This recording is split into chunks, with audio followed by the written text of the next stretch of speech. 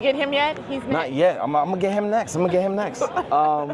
Welcome everybody. I am Paige Benjamin here at the Podcast Summit, and I'm talking to this amazing lady who is trying to change the city she's from. So tell us who you are and where you're from. Hi, so my name is Shawn Thompson, and I currently reside in McComb, Mississippi. McComb, Mississippi. Yes. How far is that from here? It was about a 6.5 hour drive. Wow, you a G for that. You a G for that. I don't mind. I'm originally from Chicago. Oh, so there you go. You're used to it. Yeah. So now, what brought you to the Podcast Summit? Well, I am looking to, expand my reach, and so therefore I am looking for a platform and wanting to do this for some time. And so when I saw that this summit was happening, I thought this would be the best place to gain some valuable information. Okay, that's what happens, right?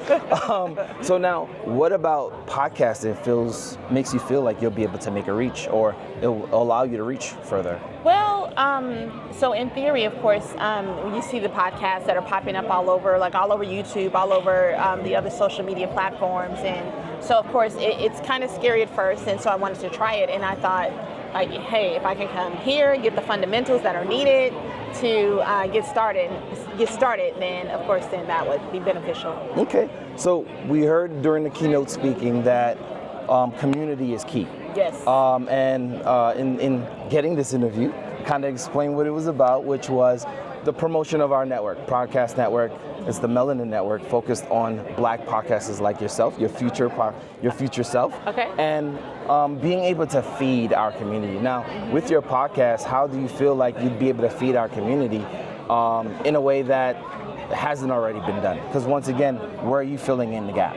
Well, okay, that's a good question, actually. Okay, so filling in the gap. For me, number one, I was born and raised in Chicago, but I live in McComb, Mississippi, which is a small town. And I think being able to share my journey of transitioning from a larger metropolitan area to a small town, and what that looks like, what that feels like, just finding, like your people, finding your place, learning the culture in this new place. Right. I'm sure that there are other people out there who probably can benefit from that story, because they might share some of the same, I don't know, there's some similarities out there. So listen, transitioning from the Northeast to down here is a lot different. It's right? very different. It's very different. Some things happen very fast, some things take forever, and just understanding those things city to city. And I'm not sure if you're just doing it for your hometown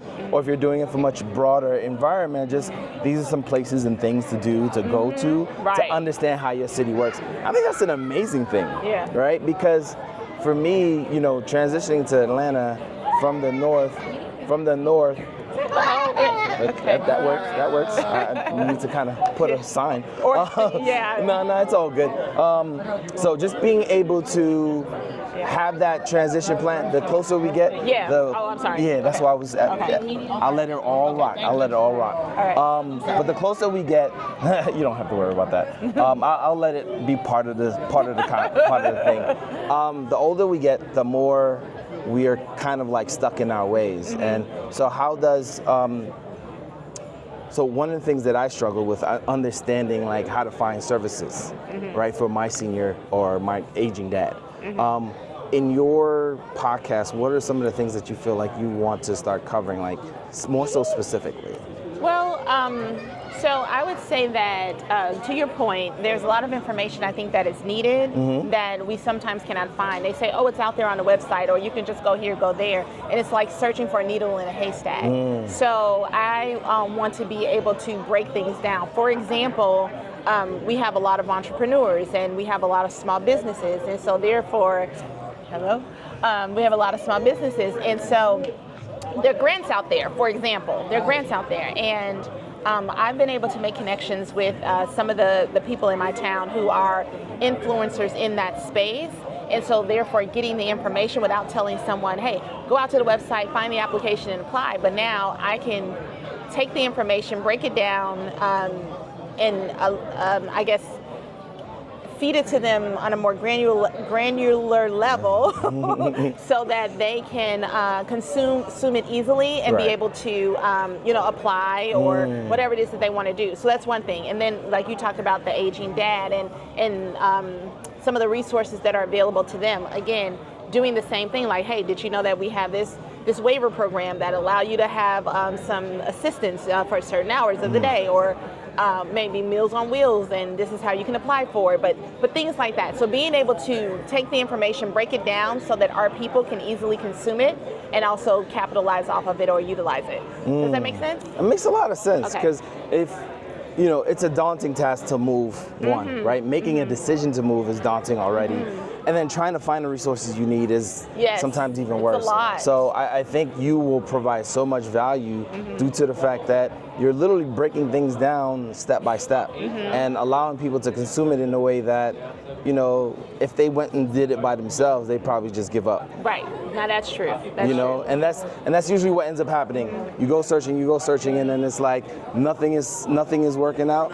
It's a wrap. So tell people where can they find you?